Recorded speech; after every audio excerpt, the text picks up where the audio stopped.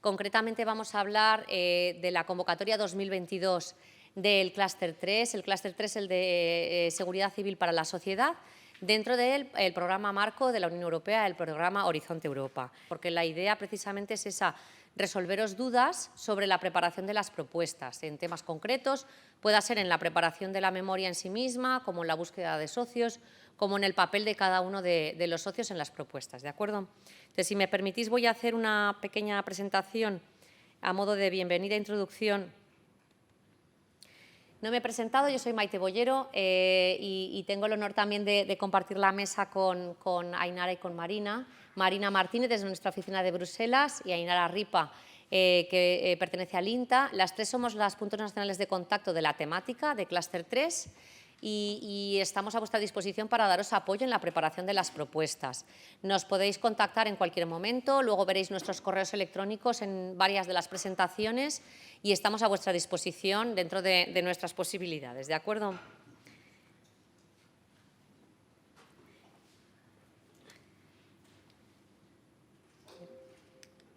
Bueno, vamos a empezar. Esto es al final, la convocatoria 2022 para nosotros, como todas las convocatorias, en esta época del año, que falta mes y medio, 2 meses para el cierre de la convocatoria, para nosotros es como el sprint final, ¿de acuerdo? Estamos ya en una fase en que muchas de las propuestas tienen los consorcios más o menos ya cerrados y varios de vosotros estáis preparando ya las memorias. Entonces, nuestra idea precisamente en la jornada de hoy es daros esas claves que os pueden ayudar a preparar correctamente esas memorias y a ganar las propuestas. Quería daros también algunos datos importantes respecto a la convocatoria del año pasado que os pueden orientar un poquito. El año pasado, el 2021, fue la primera convocatoria del Clúster 3 dentro del Horizonte Europa. Fue el primer año del programa Horizonte Europa. Los resultados de esa convocatoria los supimos hace unos meses, ya en el mes de marzo, abril, pero realmente no los hemos tenido ya limpios en nuestra base de datos hasta hace 15 días aproximadamente. Entonces, bueno, contaros que en la convocatoria al final se amplió un poquito el presupuesto. Inicialmente había 216 millones de euros, pero finalmente se colocaron 222 millones de euros para 33 topics que abrieron. Uno de ellos quedó desierto. Desierto significa que no se presentó ninguna propuesta en ese topic. Eso ocurre algunas veces, es una lástima, pero es así, significa que no hay interés en ese topic, no es que hubiera propuestas de mala calidad, no, simplemente no se presentó ninguna, ¿vale? Entonces, ¿qué ocurre con el dinero que está asociado a ese topic? Pues normalmente se reparte en el resto de topics y es lo que ha ocurrido este año. Ha habido algún topic que, aunque inicialmente se iba a financiar una propuesta, finalmente se han financiado 2, ¿vale? Se han financiado al final 50 proyectos y luego os pongo más 3 porque recientemente nos han llegado una decisión de la Comisión en que ha habido un poco de presupuesto extra porque los partners que venían de Reino Unido no reciben financiación de la Unión Europea finalmente. Entonces, ese presupuesto que estaba dedicado a los socios de Reino Unido en las 50 propuestas esas financiadas, finalmente termina otra vez en el bote común de la Comisión y se han podido financiar 3 proyectos extra. O sea, al final vamos a tener 53 proyectos, ¿vale? Ahí tenéis un poco el reparto según el área, ¿vale? España ha participado en 33 más 2, o sea, 35 proyectos al final, que es un 66%. Estamos en un nivel muy bueno de participación, muy buenos resultados. Coordinamos 10, 9 más 1, 10 de ellos, ¿de acuerdo? De los 52 que se van a financiar. Y los usuarios finales están presentes en 23 de los 33, al final son 25 de los 35 proyectos. Os destaco ahí los principales usuarios que han participado a nivel español: Cuerpo Nacional de Policía, Guardia Civil, Mossos d'Esquadra y Ertzaintza. Es verdad que tradicionalmente son los usuarios que más participan, no solo son ellos, hay otros. Hoy en la mesa redonda que tenemos justo al final de la jornada vamos a tener un abanico un poco más amplio de usuarios, entonces podréis contactar con ellos si queréis al final de la jornada. Pero efectivamente hay una actividad muy buena por parte de los usuarios y están ahí muy presentes en las convocatorias. En términos de retorno, España es el tercer país, pero estamos de verdad a muy poca distancia de Italia y Grecia. El primero es Italia, el segundo es Grecia y después nosotros, pero estamos a poquitas décimas, o sea, casi en el podio estamos prácticamente empatados. O sea que desde aquí, enhorabuena a todos los participantes por los resultados tan brillantes que habéis tenido. Este año, como sabéis, tenemos 200 millones de euros en el programa de trabajo que ya está publicado y que ahí tenéis la foto y el enlace para acceder al mismo. Hay 6 convocatorias paralelas. Una de ellas, la de ciberseguridad, cierra el 16 de noviembre, las otras 5 cierran el 23 de noviembre. Mucho cuidado con las fechas. No confundáis, si estáis en el área ciber, cierra una semana antes. Mucho cuidado, ¿vale? Siempre todas cierran a las 5 de la tarde, como sabéis, hora de Bruselas. De nuevo, tenemos una barrera de entrada para participar en las convocatorias que se llaman las condiciones de elegibilidad. En el programa Marco hay una condición de elegibilidad que es imprescindible, que es que cada propuesta tiene que participar 3 entidades de 3 países distintos. Ahora mismo en Horizonte Europa, además, la condición es que sea de esos 3 al menos uno de un Estado miembro, ¿de acuerdo? Antes se podía que fueran 3 Estados asociados. Pero en seguridad particularmente hay otra condición de elegibilidad que suele ser en casi todos los topics, no en ciberseguridad, que suele ser que tiene que entrar como socios en las propuestas unos perfiles específicos de usuarios finales. Ahí os he puesto un ejemplo, ¿vale? Un ejemplo en el área de lucha contra el crimen y el terrorismo, pero en realidad para cada temática, para cada convocatoria, vais a tener una condición de elegibilidad diferente. Puede ser, por ejemplo, 3 Law Enforcement Agencies o cuerpos y fuerzas de seguridad. Puede ser 3 Border Guards, por ejemplo, que serían pues, perfiles que tengan competencias en control de fronteras. Pueden ser Civil Protection Units, o sea, unidades de protección civil y emergencias, dependiendo del topic. El año pasado hubo 23 propuestas presentadas que no cumplieron las condiciones de elegibilidad y no se evaluaron. Mucho cuidado porque todos los años nos encontramos, es que eso es el 10% de las propuestas que se presentaron. Ojo que es mucho. Entonces, cuidado cuando estéis presentando la propuesta, comprobad bien que realmente cumplís la condición de elegibilidad. Para eso estamos aquí las 3, para ayudaros en esa labor, ¿vale? De hecho, lo que hace la comisión es que comprueba si esas 3 unidades o las que sean, en algunos casos son 2, tienen competencias en esa materia, ¿vale? Entonces, ojo porque, por ejemplo, las policías locales no tienen las mismas competencias que las policías nacionales. Hay que ir mirando caso a caso cuál es el perfil que os hace falta en vuestra propuesta. Entonces, para eso estamos las puntos nacionales de contacto, para daros apoyo específico, como os decía al principio, para preparar las propuestas. Damos prioridad siempre a las propuestas coordinadas por España, porque al final es donde más labor estáis haciendo, un trabajo muchísimo más intenso, y nos vamos a volcar específicamente en esas propuestas. No solo, por supuesto, vamos a revisar todas las propuestas que sea necesario. No escribimos propuestas, pero revisamos propuestas hasta el último día. Hombre, no nos la mandéis el día de antes porque a lo mejor no podemos hacer mucho, pero si nos mandáis la memoria, las revisamos y estamos a vuestra disposición para una reunión presencial u online en cualquier momento, ¿de acuerdo?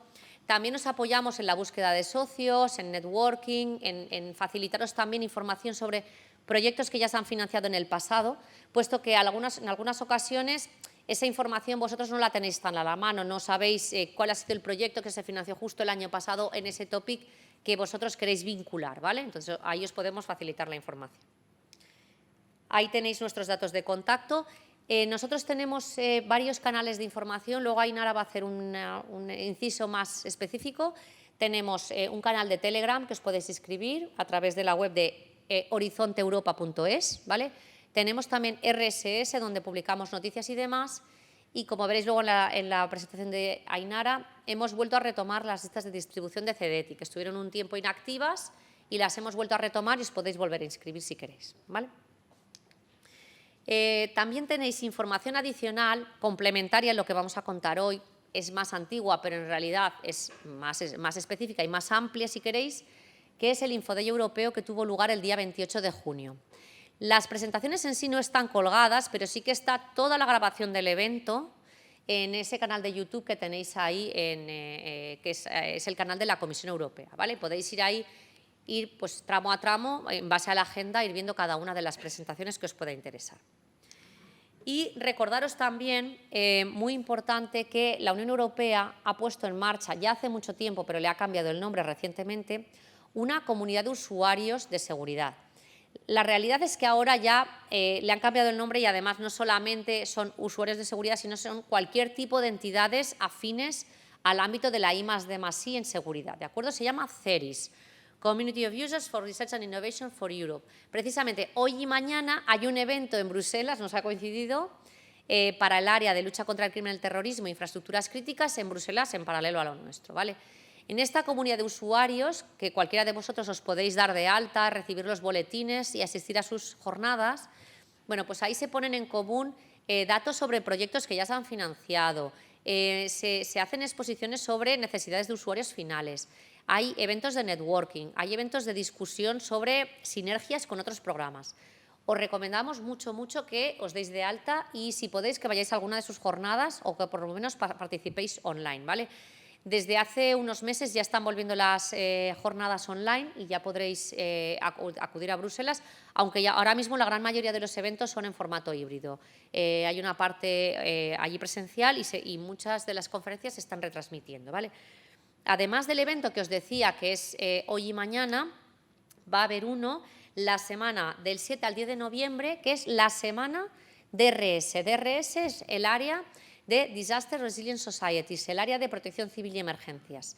La comisión ha hecho ya una prepublicación del evento y podéis daros de alta. Bueno, si queréis, no he puesto ahí el enlace, pero voy a cambiar en la presentación y os pongo el correo a través del cual os podéis inscribir en esta jornada, ¿vale?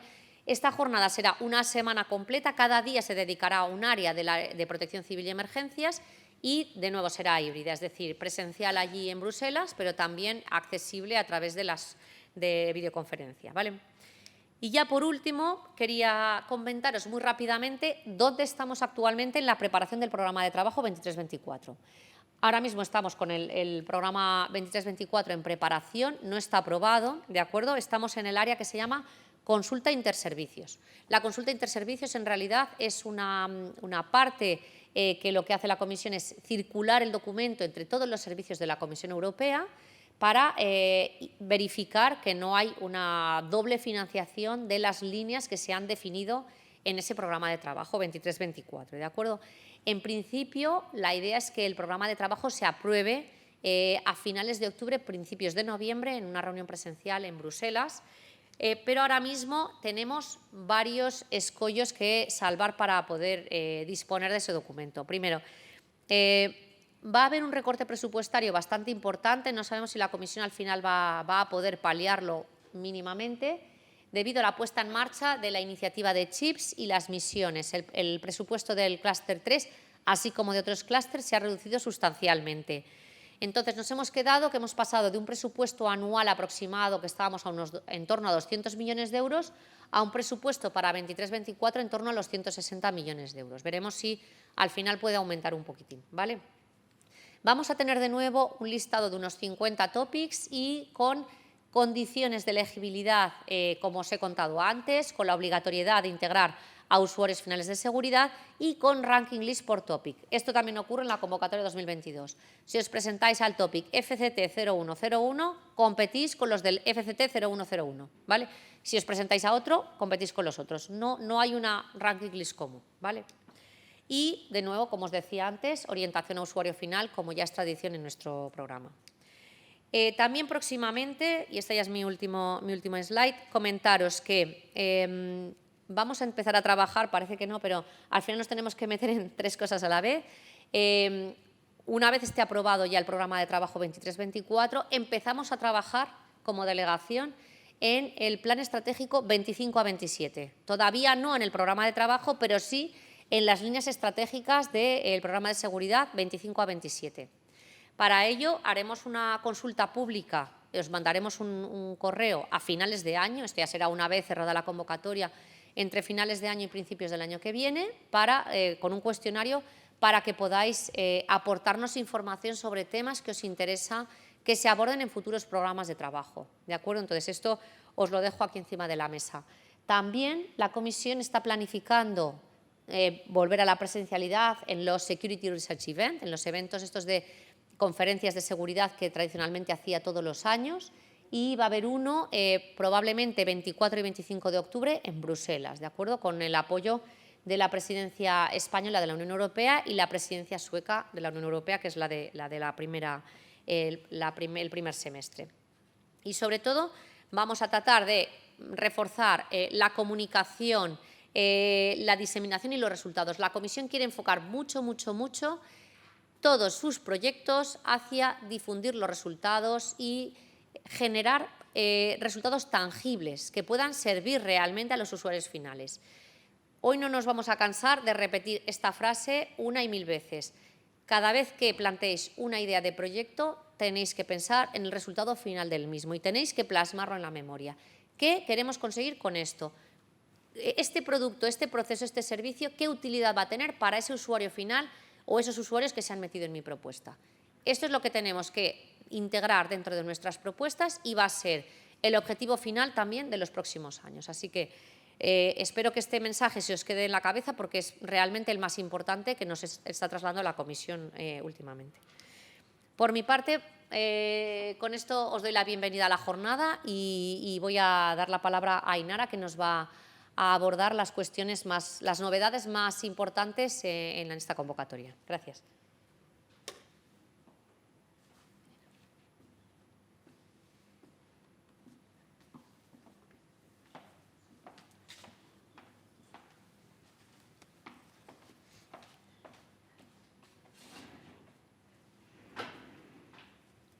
Bueno, buenos días a todos. Muchas gracias, Maite, por contar conmigo hoy. Soy Ainara Ripa, trabajo en la Oficina de Proyectos Europeos del INTA y he sido nominada junto con ella y con Marina punto nacional de contacto para este clúster. Básicamente hoy mi presentación va a ser muy breve y voy a tratar de resumir alguna actualización sobre la documentación y los aspectos más relevantes en la preparación de las propuestas. Bueno, empiezo con algo súper básico, ¿no?, que todos conoceréis, que el programa Horizonte Europa tiene que tener una aplicación exclusivamente civil, ¿vale? Esto es importante, aunque sea tecnología tecnología dual, la aplicación tiene que ser exclusivamente civil. Si vuestras ideas de proyecto tienen una aplicación militar, pues hay otros programas de financiación, ¿no?, que seguramente conozcáis, los programas coincidentes a nivel nacional, el programa de financiación EDF, también de la Comisión Europea, y para ello también se han nominado puntos nacionales de contacto, los hemos incluido aquí en la diapositiva, podéis preguntarnos, ¿no? Pero no perdáis de vista que este es un programa de financiación civil. Como comentaba Maite anteriormente también, los puntos nacionales de contacto tenemos básicamente asignadas las funciones que veis en la diapositiva. Y hemos resaltado dos de ellas, ¿no?, por el momento en el que estamos, que es el momento en el que se están preparando propuestas. Por un lado, ofrecemos un servicio de búsqueda de socios, es decir, si por lo que sea necesitáis, estáis preparando una propuesta, os falta algún socio, necesitáis un expertise específico que no sois capaces de identificar, pues podemos lanzar una búsqueda de socios, ¿no? Nos mandáis un pequeño párrafo en inglés, 2 o 3 párrafos indicando el expertise que necesitáis y lo podemos difundir a través de varias vías, a través de la Red Europea de Puntos Nacionales de Contacto, nuestros homólogos en Europa. Podemos incluirlo también en la newsletter que Maite publica periódicamente y también podemos prestar este tipo de servicios, ¿no? Además, tenemos un servicio gratuito de revisión de propuestas e ideas de proyectos que nuevamente también ha mencionado Maite. Este servicio no es obligatorio hacer uso de ello. No significa que por hacer uso nosotros no tenemos contacto con los evaluadores, así que no tenemos la decisión, ¿no? Pero sí es verdad que consideramos que por cuantas más manos pase una propuesta, cuantas más veces se revise, pues más probabilidades quizás hay de conseguir el éxito. Firmamos un acuerdo de confidencialidad, ¿vale?, que nos impide trasladar información a terceros y tenemos que confirmar nuestra ausencia de conflicto de interés. Entonces, bueno, pues podéis hacer uso de ellos. No es obligatorio, pero bueno, sí está a vuestra disposición, como decía Maite, hasta pues casi el cierre de la convocatoria. Lo que ella comentaba también, no somos consultores, no escribimos propuestas, pero sí que emitimos recomendaciones de mejoras. Estas somos las personas que formamos el equipo de apoyo al participante, que estamos en la mesa ahora mismo, y los canales de información o cómo mantenerse informado, ¿no? Bueno, pues hay varias vías. Todas ellas están centralizadas en el portal español de Horizonte Europa, que bueno, tenéis aquí un vistazo del aspecto que tiene. En el menú superior izquierdo vais a ver los iconos de Telegram y las RSS, ¿vale? Os podéis unir al canal privado de Telegram, donde vais a recibir información sobre todo el programa marco, ¿vale?, todas las temáticas. Si queréis algo más específico, podéis activar las RSS específicas de seguridad. Las agregáis a vuestro Outlook. Ojo que no a todo el mundo le funciona, ¿vale? Entonces, bueno, pues si tenéis algún problema, pues contactar con vuestro servicio informático, ¿vale? Y también, nuevamente, también hay boletines informativos que se publican a través de la página de Horizonte Europa y, como adelantaba antes Maite, vuelven las listas de distribución de email de CDT. Para aquellos que ya la conocíais, pues aquí tenéis los pasitos que tenéis que seguir, ¿vale? Para actualizar o para inscribiros en ellas. Bueno, continúo un poquito. A este programa hay que presentarse de manera electrónica, no se presenta uno en papel, y hay un servicio de envío electrónico de propuestas que podéis acceder al mismo a través del portal Funding and Tenders Opportunities. Sobre los requisitos del consorcio, los consorcios tienen que estar formados por al menos 3 entidades y una de ellas tiene que ser un Estado miembro. Las otras 2 pueden ser Estados miembros o asociados de la Unión Europea. ¿Y quiénes son esos Estados asociados? Bueno, pues tenéis un enlace a través del cual podéis consultar el listado de Estados asociados y podéis ver si realmente se han firmado los acuerdos de accesión, ¿vale? Lo hemos incluido aquí en la diapositiva. Al caso general que comentábamos de la composición del consorcio, existe una excepción, ¿vale? Un topic, el de Quantum, en el que solo pueden participar Estados miembros, ¿vale? No pueden participar Estados asociados. Y luego tenemos la situación específica de Reino Unido, que pues como no ha firmado su acuerdo, bueno, no es Estado miembro, ha dejado de ser Estado miembro, tampoco es Estado asociado porque ha dejado o no se ha firmado aún el acuerdo de accesión. Entonces lo que ocurre es que el gobierno británico ofrece financiación a sus propias entidades, ¿no? Esta es la teoría, pero la práctica, y esto lo pueden comentar Maite y Marina luego en detalle, casos específicos, es que casi todos los consorcios que tenían entidades de Reino Unido han tenido que ajustar sus tareas y su presupuesto para prescindir de estas entidades, ¿no? Entonces, bueno, que lo tengáis en cuenta. Como también comentaba Maite, ha introducido, existen para la mayoría de topics, no de ciberseguridad, pero sí de lucha contra el crimen y el terrorismo, gestión de crisis, protección de fronteras e infraestructuras críticas. Existen condiciones de elegibilidad específicas relacionadas con la participación o la composición de los consorcios, con la tipología de los practitioners. Bueno, y son específicas por cada topic, es decir, varían por topic. Entonces, lo primero que tenéis que aseguraros es que cumplís con esas condiciones de elegibilidad específicas, porque si no, directamente vuestra propuesta ni la van a evaluar, ¿vale? Se descarta automáticamente. Esas condiciones de elegibilidad las podéis consultar bien en el programa de trabajo, que bueno, seguro que estáis todos súper familiarizados. El programa de trabajo empieza con una tabla por cada uno de los topics. Pues la cuarta fila, bueno, la que aparece redondeada, pues ahí aparecen las condiciones de elegibilidad. Y también en el portal Funding and Tenders Opportunities podéis acceder a ellas, ¿no? Si tenéis condiciones de elegibilidad adicionales, estaréis obligados a rellenar un anexo, ¿vale?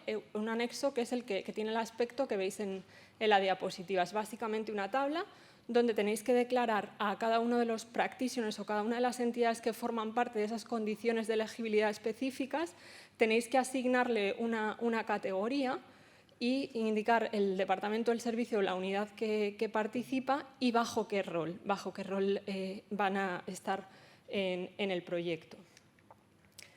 Si tenéis dudas, esto también lo hemos comentado antes, si no sabéis si podéis declarar una entidad como de una tipología específica, pues ante cualquier tipo de duda que os surja, contactar con nosotras que os podemos echar una mano.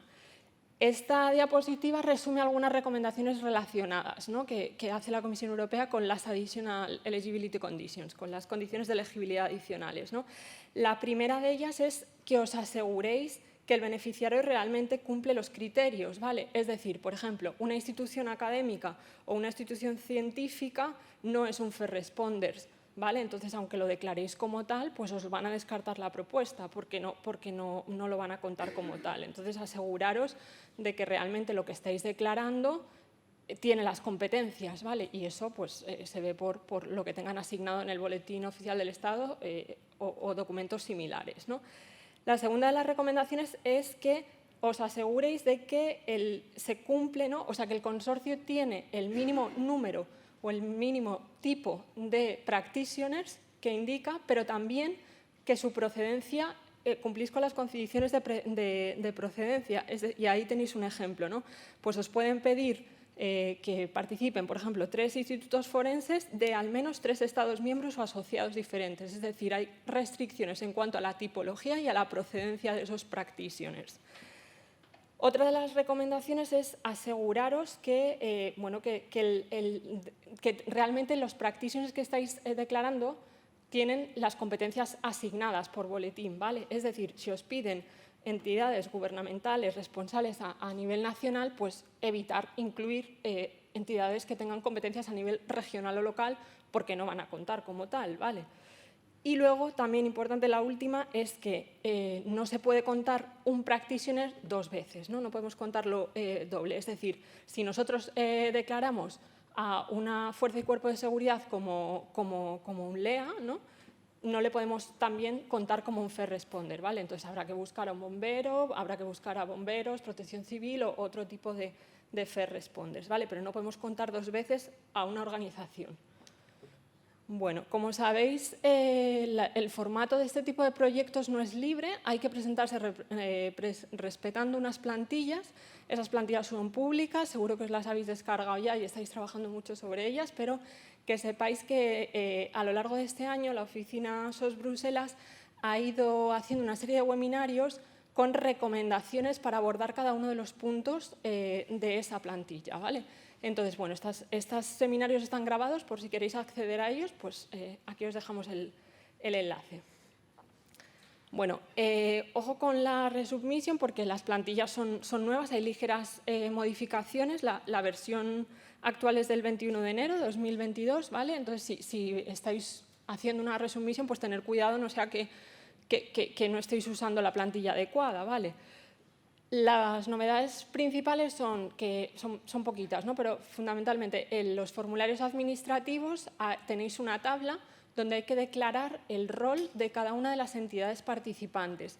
Esa tabla antes únicamente listaba los roles, ahora también se definen cada uno de los roles, ¿vale? Por si tenéis duda de en qué encajáis, pues leéis la definición. En la sección o en la memoria técnica hay un par de novedades. Una de ellas, o la más relevante quizás, es que la tabla de los paquetes de trabajo se ha simplificado, ¿vale?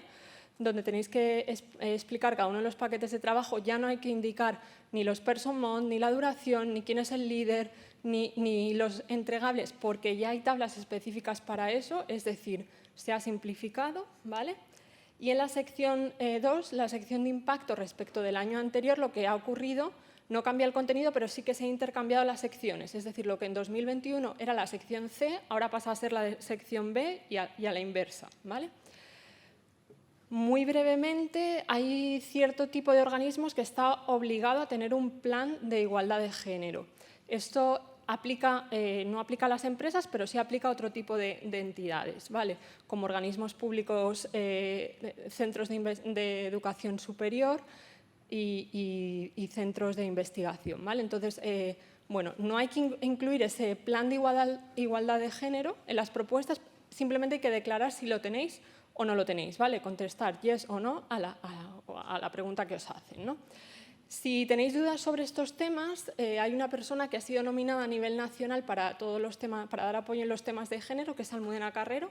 Aquí hemos incluido sus datos de contacto.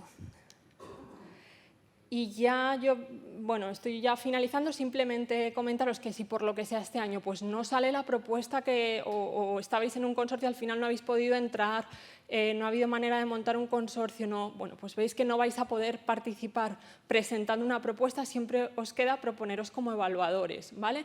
Entonces, es una manera también de participar, es una manera de aprender, de vivir en primera persona el proceso de evaluación y os animamos también a que os inscribáis, ¿vale? El único requisito es que si vuestra entidad se presenta al tópico al que os convocan, pues os tenéis que autoexcluir, ¿vale? Porque tenéis conflicto de interés. ¿Qué pasa en entidades grandes? Pues que muchas veces uno se postula, rellena, se mete en la base de datos, se postula como evaluador y luego le convocan a un topic, pero no saben las entidades grandes pues si se ha presentado una propuesta o no. Bueno, si os convocan aquí, la recomendación es contactar con vuestra oficina de proyectos europeos o entidad similar y les preguntáis, ¿vale? Para saber si os tenéis que autoexcluir o no. Y bueno, simplemente aquí comentar que desde España pues, se intenta apoyar que participen cuantos más evaluadores mejore y que hemos participado en la convocatoria 2021, hemos aportado bastantes evaluadores, lo tenéis aquí. Y poco más, yo creo que con esto acabo. Simplemente pues eso, volver a recordaros que estamos para que participéis más y mejor, para acompañaros en todo el proceso y que no dudéis en contactar con nosotros para lo que necesitéis. Pues gracias. Muchas gracias, Ainara. No sé si hay alguna pregunta por parte de alguien que le queréis preguntar algo sobre las novedades. Sí. Mencionaste que hubo un cambio en el template entre 2021 y 2022. Sí. Solo en la sección de impacto hubo movimiento, pero no de contenido, ¿no? Eso es, ¿vale? Eso es. ¿Alguna pregunta más? Muy bien, pues muchas gracias, Ainara. Vamos a pasar, si os parece, a la siguiente sección de la jornada. Ahora vamos a abordar los 3 apartados de la memoria técnica, el apartado de excelencia, el apartado de impacto y el apartado de implementación, ¿de acuerdo? Nos vamos a dividir, empieza Marina, y vamos a haceros algunas recomendaciones prácticas, ¿vale? Si os parece, lo que vamos a hacer es hacer las preguntas al final de este bloque, ¿vale? Para no ir parando todo el tiempo. Adelante, Marina. Pues muchas gracias. Gracias por venir a todos y bueno, la presentación de ahora, como ha comentado Maite, pues es un poco ir tratando cada una de las secciones de la propuesta y orientarla a cómo la van a evaluar. En el fondo, recordad que una propuesta de un proyecto es un acto de marketing en el cual vuestro cliente final es la Comisión Europea y los expertos que os van a evaluar. Por tanto, aunque vosotros tengáis una idea muy clara de lo que queréis hacer en el proyecto, tiene que ser vendible a aquellos que van a revisarlo, ¿no? El ciclo de evaluación de las propuestas más o menos es el mismo que teníamos en 2021. Entonces, para que os hagáis una idea de los tiempos y también se lo podáis transmitir así a vuestros otros socios colaboradores en los consorcios y tal, especialmente muchas veces pues, a usuarios finales y a empresas en los que sí que pues, están más inquietos en cuanto al timing, que tengáis en cuenta que el último deadline, como ha comentado Maite, es el 23 de noviembre. Acordaros que Ciber es el 16 de noviembre.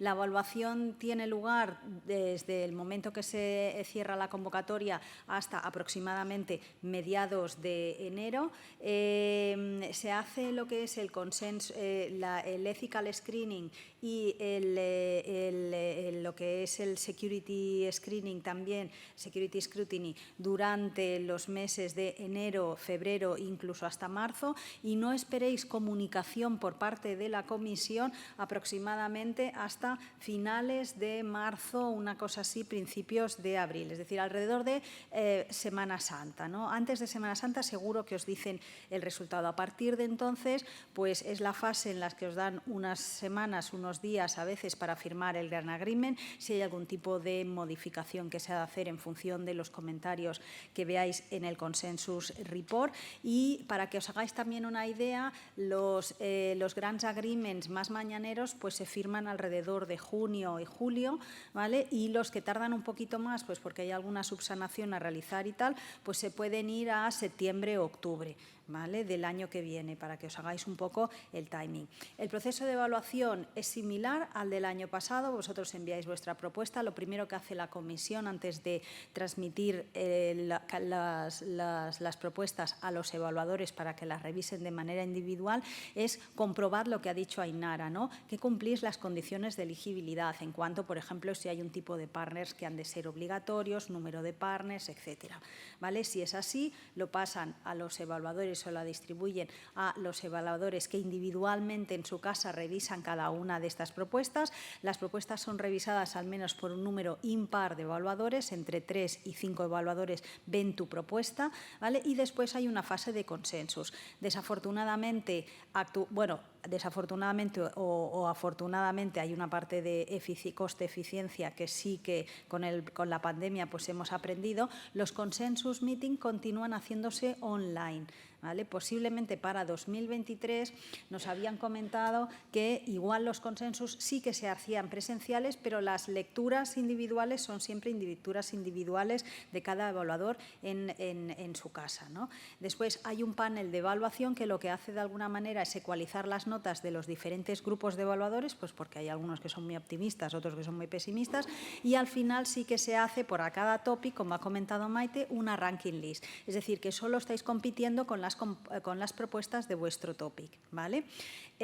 A partir de aquí, pues, las propuestas que están posicionadas en la primera parte, en la cabeza de la lista de ranking para cada uno de los topics, y justamente la primera o segunda de la lista de reserva de ese topic son las que pasan a hacer la revisión ética y el escrutinio de seguridad, que hablaremos en la segunda parte de la sesión de hoy, ¿vale? Por si había alguna cosa que se tiene que subsanar. Y después que han pasado ese ethical screening y el escrutinio de seguridad, entonces, si no hay, con los comentarios que sean, pues son las que se elabora la lista prioritaria que va al comité de programa para su aprobación, y una vez se ha aprobado esa lista de financiación de esas propuestas, pues se hace la comunicación. La comunicación, pues acordaros, os llega un Evaluation Summary Report, que es un documento que en las primeras convocatorias tenía este aspecto, pero en algunas convocatorias ya de Horizon Europe tiene un aspecto un tanto diferente, pero bueno, el contenido es el mismo, y lo que se trata es que para cada uno de los capítulos de la propuesta pues tenéis una serie de comentarios a realizar, una puntuación, y la puntuación global es la suma de cada una de las puntuaciones de cada uno de esos capítulos, ¿de acuerdo? Además, hay un apartado de comentarios, pues de amendments o de modificaciones que se deben de hacer antes de firmar el agreement o para mejorar la propuesta. Se ha pedido a la comisión ya desde Horizon 2020 que esos comentarios que hay en el Evaluation Summary Report realmente sirviesen para mejorar esa propuesta en caso de que queráis hacer una resubmission. Bueno, en algunos casos se ha conseguido, en otros, pues la verdad, son unas respuestas, digamos, políticamente correctas, pero que, bueno, te pueden dar una pista de por dónde tu propuesta ha fallado y por dónde igual es necesario reforzar o mejorar para futuras oportunidades. Los criterios de evaluación. Los criterios de evaluación es interesante que cuando escribáis la propuesta en cada una de las partes, después hagáis una revisión de que realmente estáis siguiendo esos criterios de evaluación, porque serán los que el evaluador seguirá haciendo su checklist para revisar vuestra propuesta. No utilicéis los documentos pasados de Horizon 2020 porque han cambiado respecto de los de Horizon Europe. Para las RIAs y las IAs, es decir, para las Research and Innovation Actions, acordaros que en Horizon 2020 pues eran como unos sub-bullet points más extensos. En Horizon Europe veis la diferencia, esos subcriterios con los que se evalúa cada capítulo, digamos que se han condensado, ¿no? Entonces, las cosas que tiene que revisar el evaluador, digamos que están reescritas y están condensadas en los mismos apartados, pero agrupadas de forma diferente. Y lo mismo pasa con los criterios de evaluación de las Coordination and Support Action, que digamos que también se han condensado esos subcriterios, ¿vale? Es interesante que los leáis alguna vez y los tengáis en cuenta, sobre todo para la hora de escribir y organizar la información dentro de la propuesta, ¿vale? En cualquier caso, cada apartado de la propuesta se evalúa en un score que va de 0 a 5 en pasos de 0,5 a 0,5, ¿vale? Y bueno, lo que hemos observado es que para que una propuesta se coloque en una posición óptima para recibir financiación, como mínimo en cada apartado, es decir, en cada capítulo de excelencia, innovación e implementación, tienes que tener entre un 4 y un 5. ¿Vale? Para tener opciones a tener financiación. De manera que, bueno, como mínimo para estar en la lista de opciones a financiar tendrías que tener 10 puntos en total, pero realmente para posicionarte bien tienes que estar alrededor, pues un 12, un 13, un 14, 15, 12 hacia arriba, ¿vale? ¿Qué cosas son nuevas en Horizon Europe? En Horizon Europe, en las primeras convocatorias están haciendo probaturas. Está haciendo un laboratorio de maneras de evaluar de una forma más eficiente y más rápida y más fidedigna a lo que se ha entregado, ¿vale? Pensad que comparado con otros programas, el programa Marco, aunque con sus virtudes y sus potenciales fallos, es uno de los programas, digamos, más objetivos y más justos a la hora de evaluar.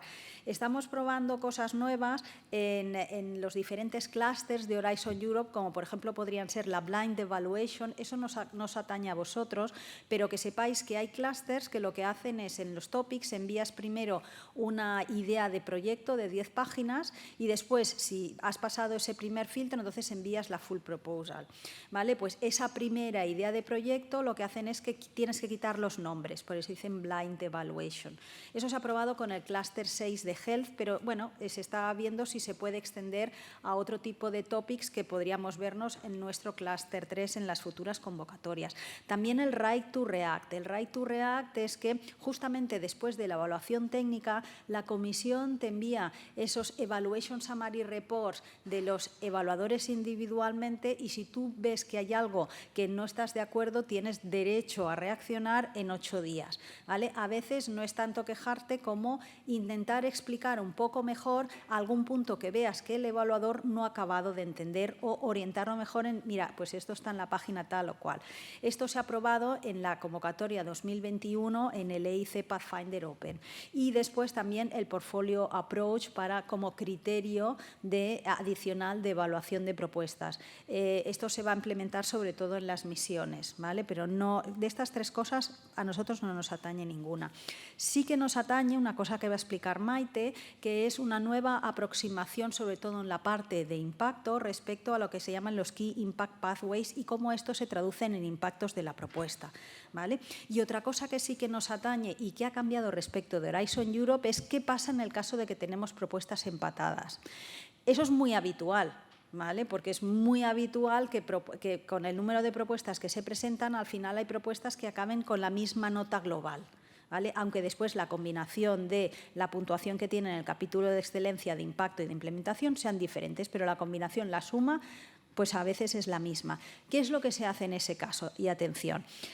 En el caso de que se trate de una Research and Innovation Action, ¿vale? Como es una Research and Innovation Action, pasaría por delante la propuesta que tenga mejor puntuación en el capítulo 1 de excelencia. Caso 2, imaginaos que en ese caso las 2 propuestas continúan empatadas. Pues vamos, en el caso de que sea una Innovation Action, la que pasaría por delante es la que tenga mejor nota en el capítulo de impacto, porque es una acción de innovación más cerca del mercado. Bueno, imaginaros que en el caso de pues que igual las propuestas continúan empatadas. ¿Qué es lo que es el punto 2? El punto 2, y atención, es el tema de gender balance. Entonces, esa tabla que muchas veces no le dais importancia, que está en la parte A sobre el número de investigadores e investigadoras, ¿vale?, que hay en vuestra propuesta, ¿vale? Esa es importante, pues es la tabla a la que se refieren o la que van a revisar los evaluadores para comprobar que realmente hay un gender balance en el personal que está realizando investigación e innovación dentro del proyecto. O sea, mucho cuidado en rellenar esa tabla. Cuando hablamos de balance, hablamos de balance. No quiere decir que todo mujeres o todo hombres, no. Quiere decir un balance. Entonces, entre esas 2 propuestas que estuviesen empatadas, ¿vale?, pasaría por delante aquella que tenga un mejor balance en los equipos de investigación e innovación, ¿vale?, respecto a ambos géneros. Imaginaros que así las 2 propuestas continúan en la misma nota, ¿no?, que ya es para nota esto. Entonces, lo que mirarían es cuál de las 2 propuestas tiene un balance geográfico mejor.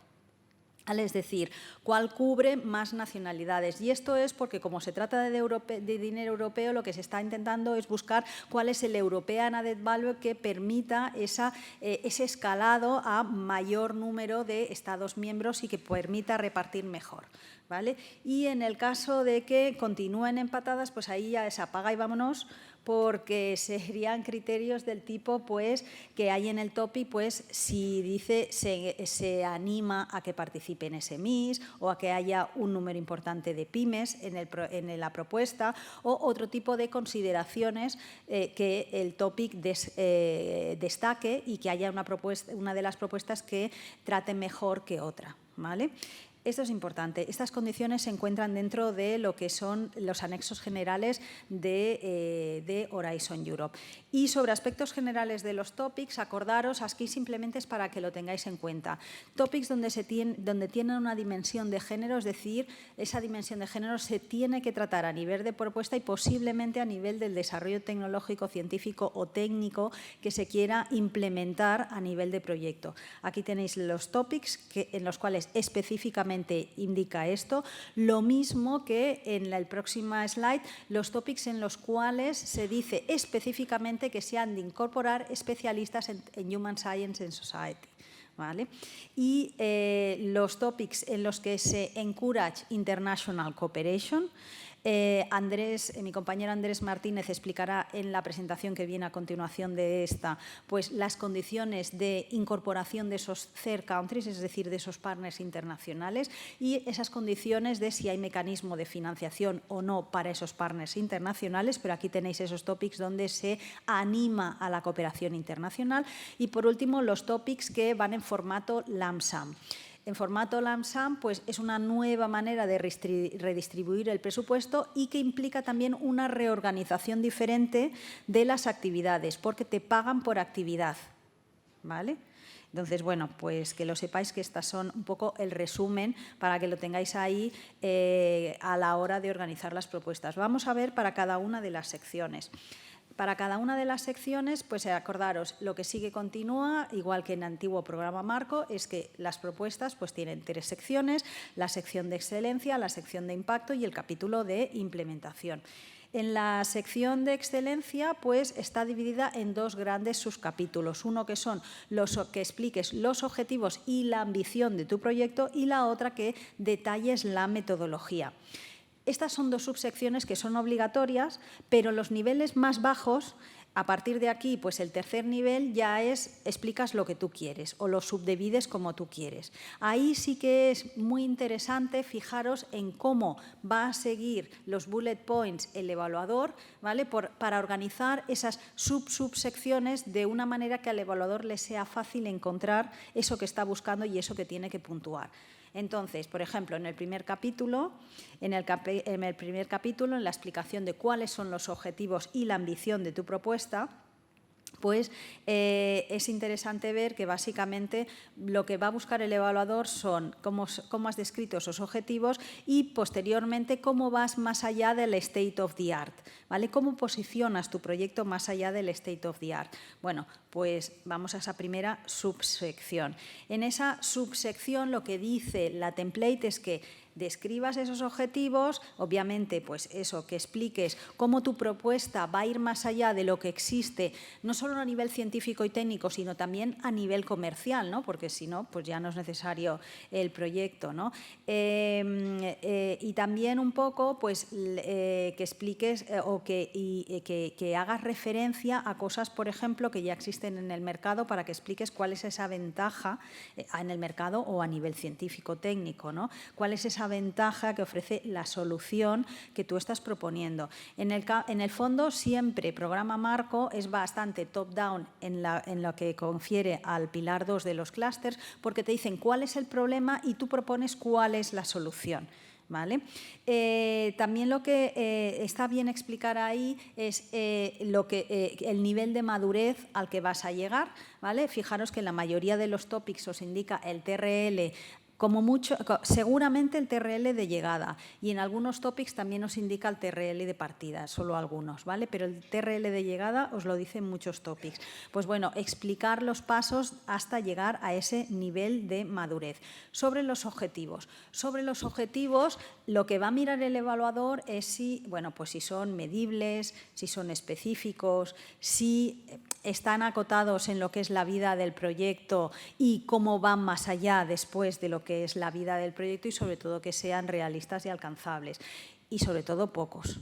¿Vale? Poner 800 objetivos, pues como que no. Podéis dividir, para hacerlo más fácil de la lectura, porque si no puede quedar un poco pues demasiado ladrillo, entre objetivos técnicos y tecnológicos, objetivos económicos, otro tipo de objetivos que el topic pueda tener, ¿vale? Que sean pues no tanto técnicos o tecnológicos, de disminuir el gasto en tanto por ciento, lo que sea. Pues bueno, ahí hay otro tipo de objetivos también que podéis poner, ¿vale?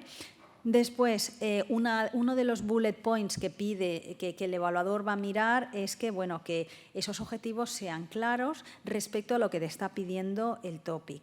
Normalmente, tu propuesta tiene que cubrir, si no se dice lo contrario, todos los objetivos que pide el topic, ¿vale? Que dice, el proyecto tiene que hacer esto, esto, esto, esto, y el proyecto tiene que conseguir esto, esto y esto y esto, ¿vale?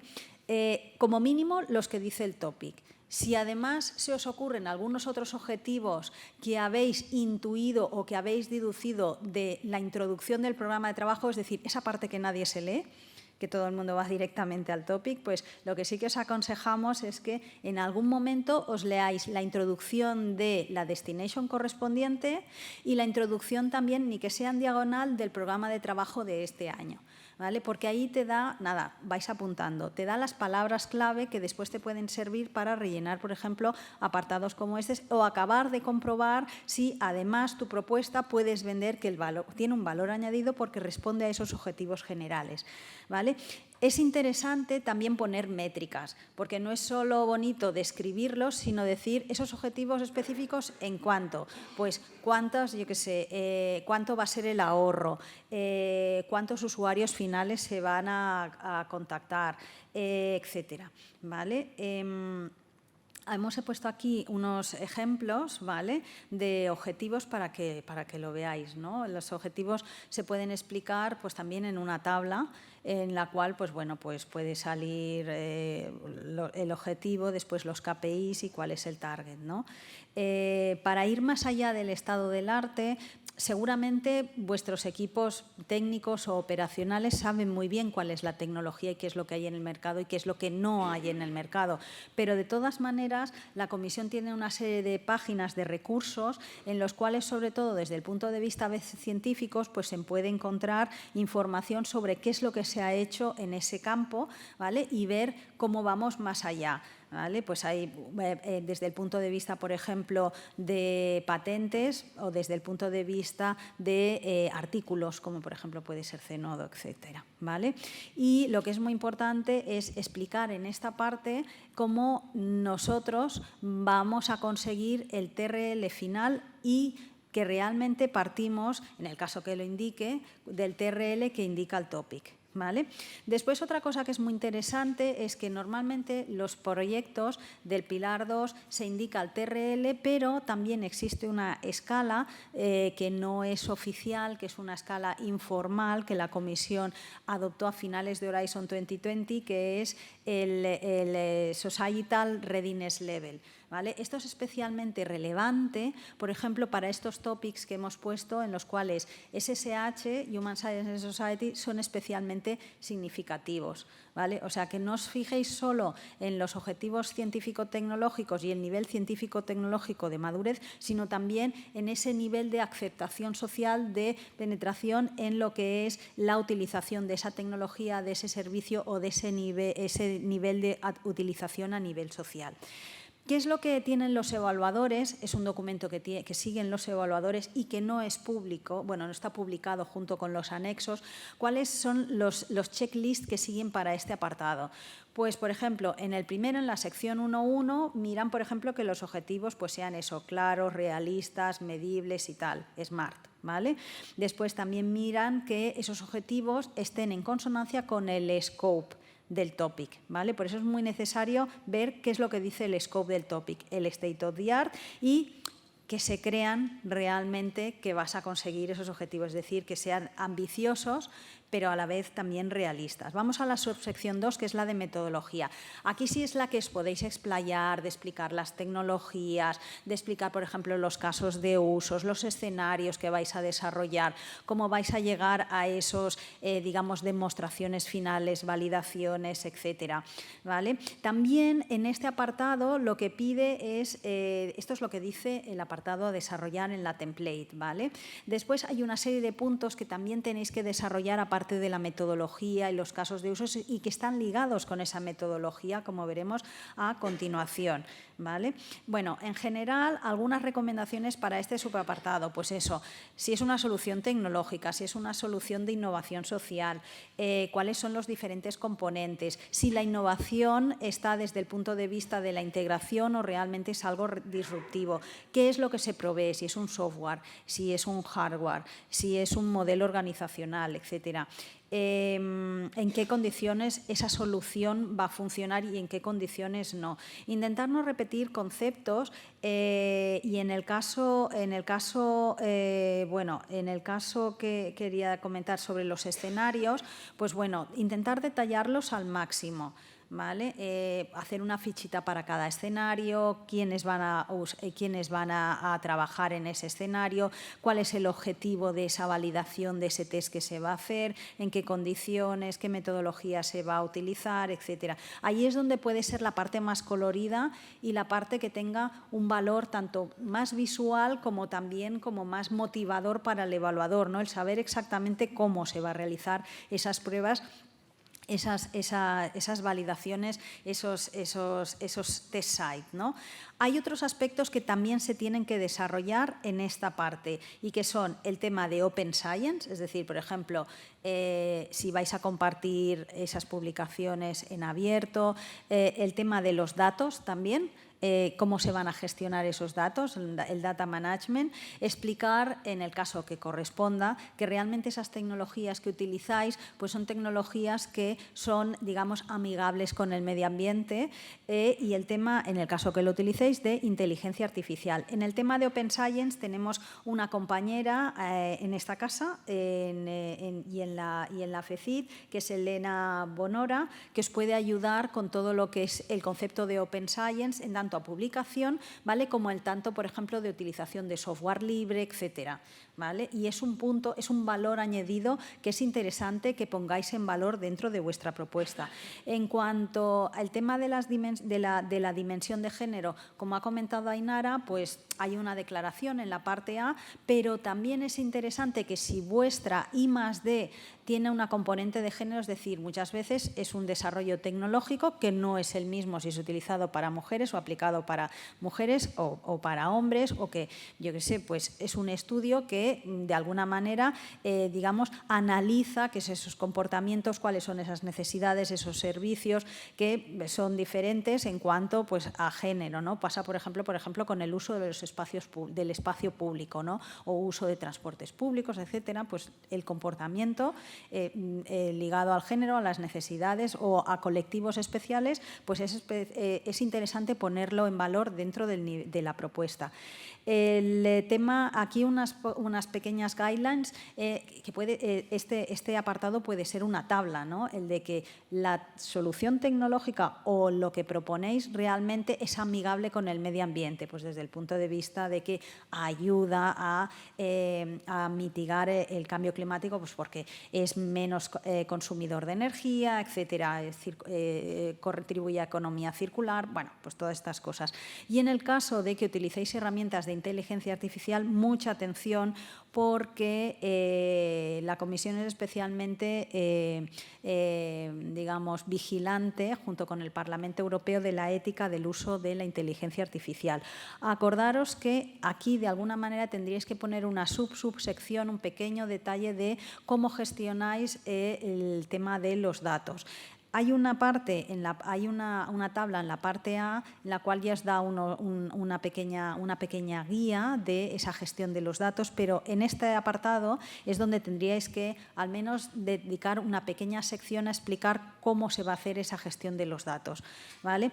En estas slides a continuación lo que he hecho básicamente es qué puntos son los que tendría que tener esa pequeña subsección de gestión de datos, ¿de acuerdo? Entonces, si los podéis seguir, está sacado también de documentos de la Comisión Europea, ese modo de guía, de checklist, de que al menos los tratáis. Ya os digo, no tiene que ser una sección muy amplia, podría ser una sección con una serie de bullet points o con una tabla. Cada uno de estos subapartados que estoy poniendo aquí, pues puede ser un apartado de la tabla en el cual pues explicas esto, ¿vale? Y por último, para esta sección, los evaluadores, ¿cuál es la checklist que siguen? Pues siguen esta checklist. Primero, mirar que la metodología te ayude a conseguir los objetivos que has descrito en el apartado 1. Atención con eso de escribir, de que uno escriba los objetivos y el otro la metodología, porque después tienen que casar, o tienes que explicar muy bien cómo esta metodología al final, como corolario, por ejemplo, te permite conseguir esos objetivos. Es decir, la propuesta tiene que ser circular en ese sentido, ¿vale? Después, que sea convincente la propuesta y que, de alguna manera, lo que busca la Comisión es que haya, si es el caso, una interdisciplinariedad, ¿vale? Entre tecnologías, entre diferentes aspectos que se mezclan para dar lugar a una propuesta. Y como veis aquí también hay unos bullet points que son estos apartados pequeñitos que os he comentado, el de Open Science, el de Do Not Significant Harm, de Environment, el de Open Data, etcétera, ¿vale?